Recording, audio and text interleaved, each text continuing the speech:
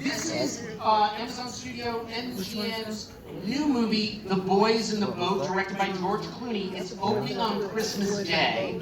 Set in the 1930s, Boys in the Boat follows the University of Washington's rowing team from their Depression-era beginnings to winning gold in the 1936 Berlin Olympics. Ladies and gentlemen, here's a clip.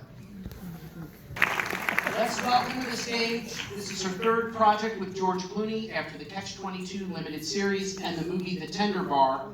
Editor, TANYA SWERLING. And the producer of Boys in the Boat, an Oscar-winning producer of Argo, Mr. GRANT HESLOV.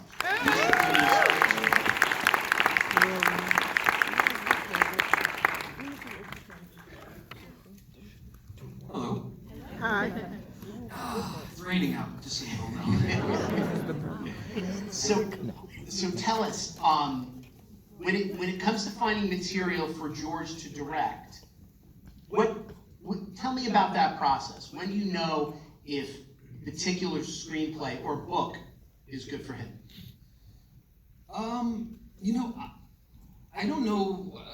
That's usually not the approach. The approach is just when I find something that I love, we go after it. Sometimes it's something he might want to direct. Sometimes it's something he might not want to direct. In the case of this was a book that we went after right when it came out, and we didn't get it. And like often happens, you know, torture, development period, many years later, we signed a deal with MGM, who made this film. Thank you guys. They're here somewhere. And they had the rights to the book. And so when I found that out, I said, well, we want to make this. We want to make this movie. And I said, George, you should read it because you might want to direct this. And he did. And then we hired Mark Smith, who was just, you know, one of the best screenwriters out there. And he wrote a great script, and here we are. Tell us about, this is a classic throwback to sports movies like 1981's Victory and, you know, the Champ with John Voight. Can you tell me about Chariots of Fire? Chariots of Fire, Chariots of Hoosiers. Hoosiers. Can you tell me about getting this to the big screen? Because quite often in the marketplace that we're in, you know, adult demographic films, you know, usually find their way on streaming, but this broke through. Tell us about that. Well, we were lucky in the fact that this is a huge book. I mean, I was shocked when I would talk to people and tell them what I was working on. They said, "Oh my God, I love that book. I love that book." Has anybody in the audience read the book? This is not an audience of readers. This is an audience of moviegoers, which is great. Without you, we wouldn't be sitting here. It's a spectacular book, and so, you know, if you can make these movies for a reasonable price, which we did, but you know, I gotta hand it to MGM. At the time, it was being run by Mike DeLuca and Ann Appy, and you know, they love films, and there is a marketplace for these kind of films. And I know there is a marketplace for, you know, I mean, this is a film for the whole family, so this is a little bit outside our normal box that George and I work in. But I think that, you know, I think it's time for adult movies again.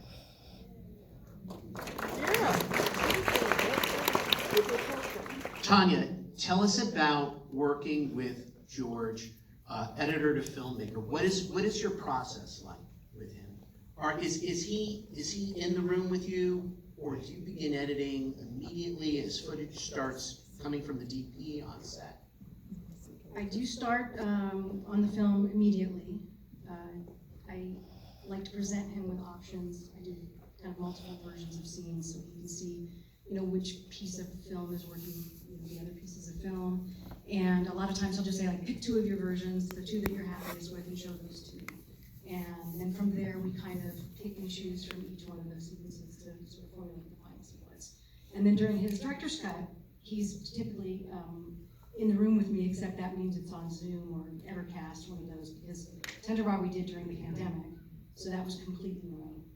Catch-22, we did In the Room. I edited for Grant and George on Catch-22, and they were in Italy the entire time filming, and then they came back. And we just did the traditional every day. The thing that kind of sucks about working with these guys is that they work for like 5 hours a day, and then they leave you to it. They don't keep you there till 2 or 3 in the morning. You know, they're very efficient. They know what they want. They know what they like, and it's relatively fun. Can you talk about inspirations for the film and what and some of the films that you looked at before putting it together? I honestly didn't want to see anything because I didn't want to be influenced. I wanted George's film to influence me. I wanted the story of these guys to influence me. I did watch some documentaries about rowing just so I understood the lingo and I understood what, you know, the guys in the boat were doing. Crew rowing is extremely difficult, and so I wanted to make sure I understood, you know, how the oars were supposed to look when they were going into the water. And so I kind of wanted to keep some of the technical parts of rowing accurate for the fans that were rowers, you know, in real life. I have a very good friend who rowed in college, and he said, I can't wait to see this movie, I've been waiting for years. So I wanted to make sure we were representing that properly. But I really, I don't know, I kind of don't like to be influenced except for the film in front of me. Can you talk about finding Callum Turner, who plays the young man in this movie, down on his luck guy, living in his car, trying to go to college to become an engineer, can't get a job, and then finds a job, you know, being on the road team. This guy looks like a young Richard Gere. Yeah, he's a really handsome kid. He's a great kid. He's British, but we won't hold that against him. I wish it was a great story. He went on tape. We watched a bunch of tapes, and we were like, oh, that's the guy. And then we did a Zoom with him, and he seemed like we could, you know, stand him for 6 months, and that was it. You know, he's a really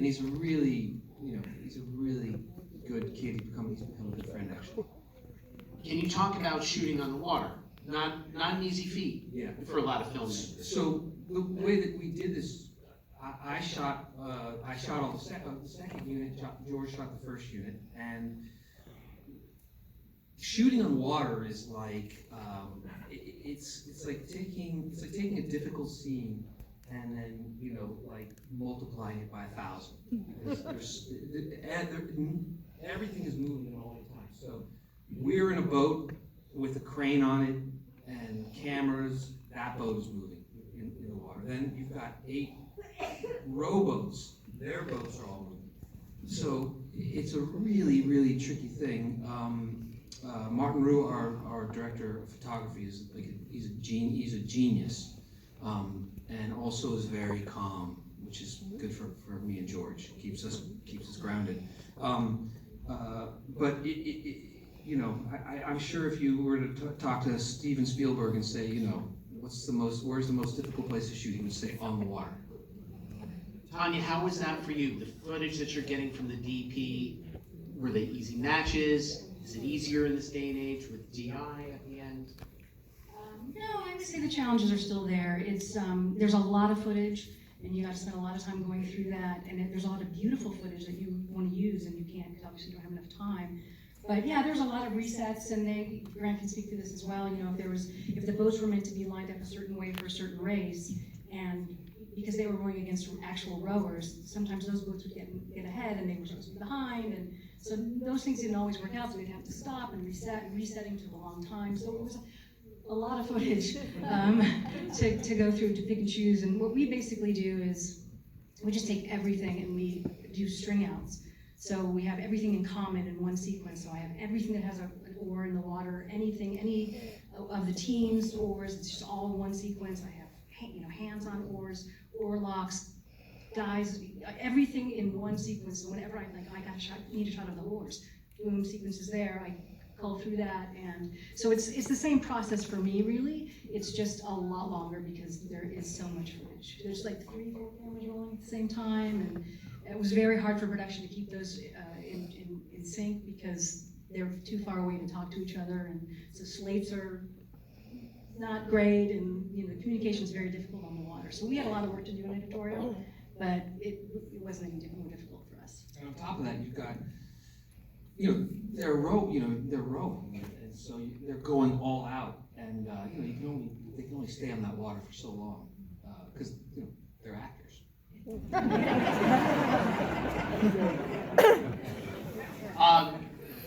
Not a lot of movies about crew, but this is about something more. Tell us.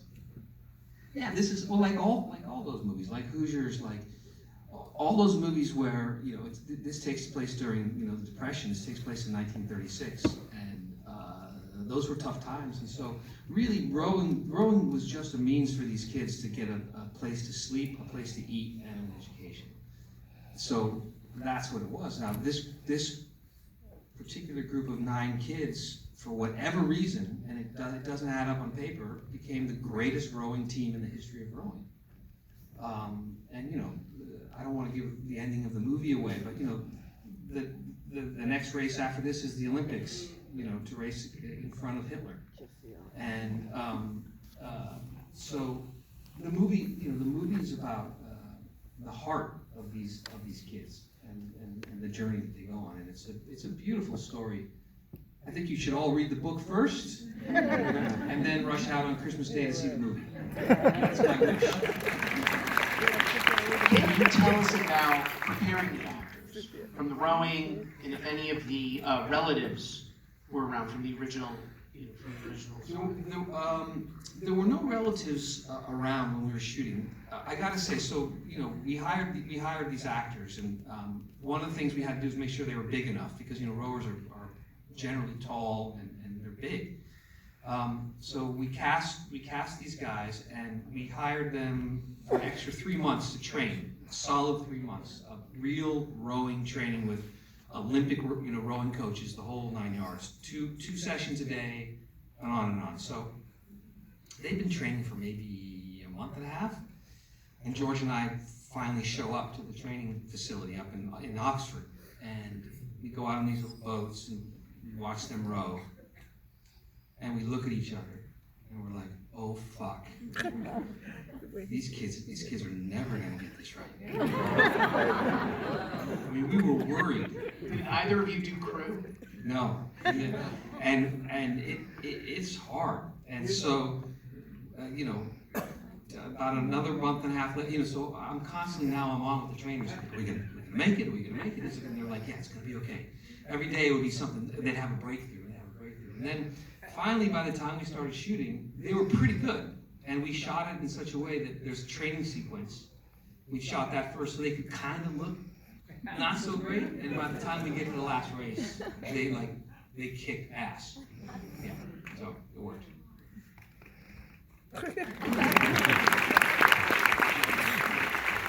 Can you share with us what's next for George and yourself? The next, we finished doing a movie for Apple. Called Wolves, and it's with George and this new up-and-coming guy, Brad Pitt.